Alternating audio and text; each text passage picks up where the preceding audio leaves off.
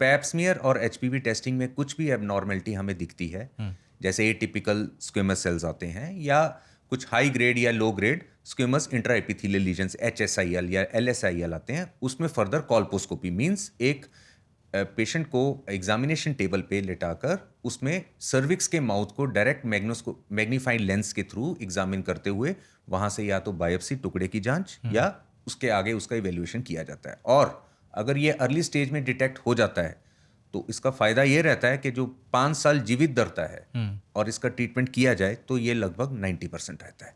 अच्छा, और बहुत सारे भ्रम जो हैं जो वैक्सीन को लेकर हमने बात की अभी, वैसे ही बायोप्सी को लेकर भी है कि एक बार बायोप्सी कराई तो फिर कैंसर जो है फैल जाएगा पूरे बॉडी में, फिर वो जैसे कुछ लीक हो जाएगा या कुछ इस तरह के भ्रम है बहुत सारे बायोप्सी को लेकर। फाइन।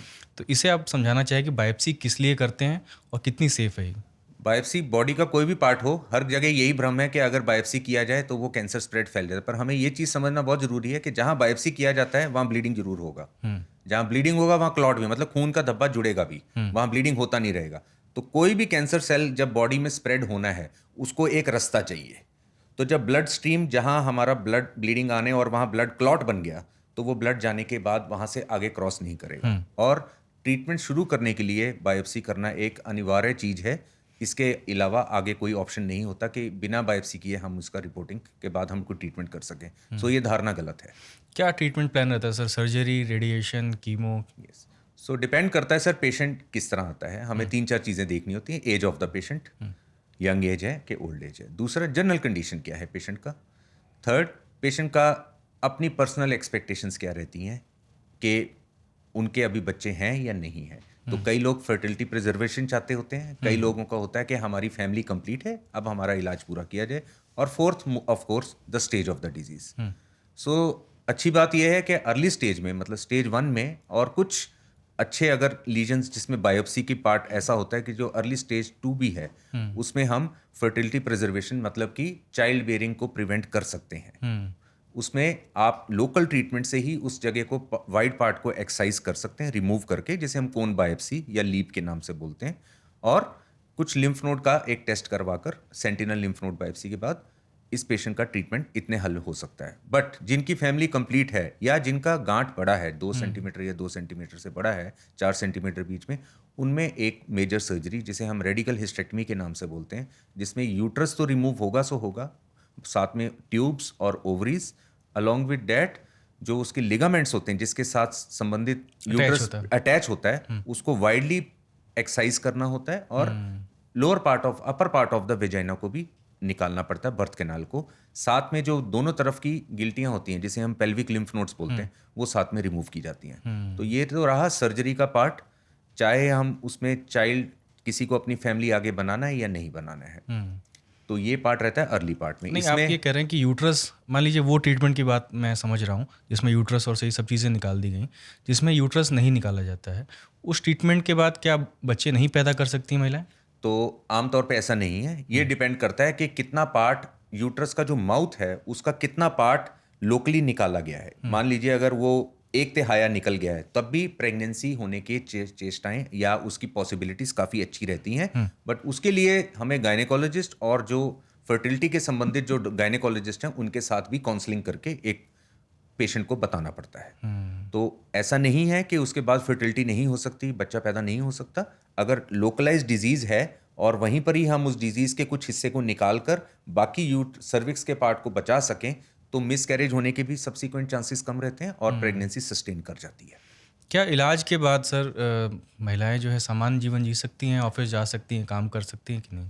आपके पिछले सवाल का ही कंटिन्यू करते हुए आंसर दूंगा कि जो अब अनफॉर्चुनेटली हमारे पास जो अधिकतर पेशेंट्स आते हैं, क्योंकि सिम्टम्स लेट आते हैं, तो हमारे पास लोकली एडवांस स्टेज में, मीन स्टेज 2, लेट स्टेज 2 या स्टेज 3 और इवन स्टेज 4 जिसमें बीमारी फैल चुकी होती है, ऐसी स्टेज में ज़्यादा पेशेंट्स हम भारत में देखते हैं। Around 60% of patients. ऐसे केसेस में कीमो और रेडिएशन दोनों का संक्रमण करते हुए, मिक्स करते हुए एक कीमो रेडिएशन का ट्रीटमेंट दिया जाता है। इसमें सर्जरी नहीं किया जाता।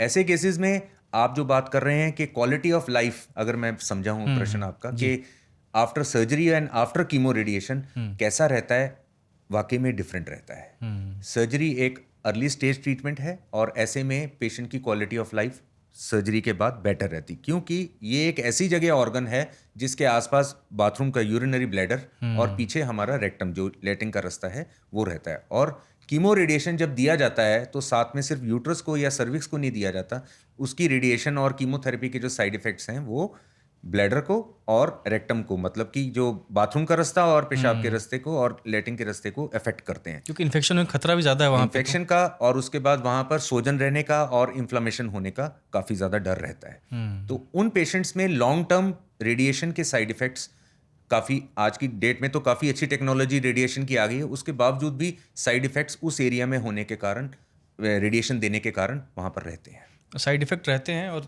लाइफ बदलती है, लेकिन इस बीमारी में इलाज की संभावनाएं बहुत सारी हैं, जैसा आपसे बात करके ये लग रहा है मुझे। बिल्कुल, क्योंकि आज की डेट में तो हम इम्यूनोथेरेपी और टारगेटेड थेरेपी की बात करें, जैसे हम प्रिसीजन मेडिसिन बोलते हैं या प्रिसीजन ऑन्कोलॉजी बोलते हैं, उससे जीवन दर काफ़ी बेहतर होना इवन लेट स्टेजेस में भी हो गया है। सर, सर्वाइकल कैंसर से जुड़ी हुई सबसे बड़ी गलतफहमियां, मिथ आपने क्या सुने हैं अपनी ओपीडी करते हुए, सर्जरी करते हुए, अपनी मेडिकल प्रैक्टिस के दौरान? सबसे ज़्यादा तो यही जो आपने सबसे पहले पूछा था कि वैक्सीनेशन करवा लिया है और अब क्या स्क्रीनिंग करवाने की ज़रूरत है। तो इसका फैक्ट ये है कि screening would not change. Screening चाहे वैक्सीनेशन करवाया या नहीं कराया, वो स्क्रीनिंग रहेगा, क्योंकि मैंने यही बात बताई कि वैक्सीनेशन सभी वायरस के टाइप्स को कवर नहीं करता है। जो बाकी वायरस टाइप जिससे कैंसर होने की संभावना रहती है, उसके संबंधित हमें जो भी स्क्रीनिंग के मेथड्स हैं, पैप और HPV टेस्टिंग, ये करवाना पड़ेगा। इम्यूनिटी का आप बता रहे थे कि लो होती है तो उससे हो जाता है, कैसे इम्यूनिटी का ख्याल रखे कोई? क्योंकि इम्यूनिटी कम होना तो फिर कहीं भी कैंसर हो सकता है बॉडी में, वो तो फिर। और इम्यूनिटी के बारे में कोरोना में सुना कि बहुत क्या कहा जाए इसको, मतलब समझ में नहीं आने वाली एक चीज़ है।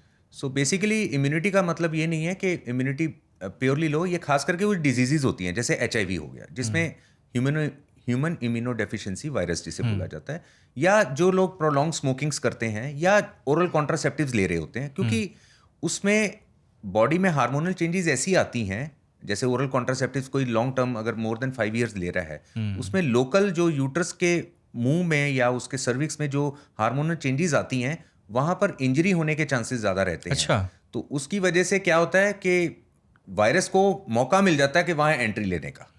सो कोई चीज़ दो मिल जाती हैं तो वो उस चीज़ का खतरा बढ़ा देती है।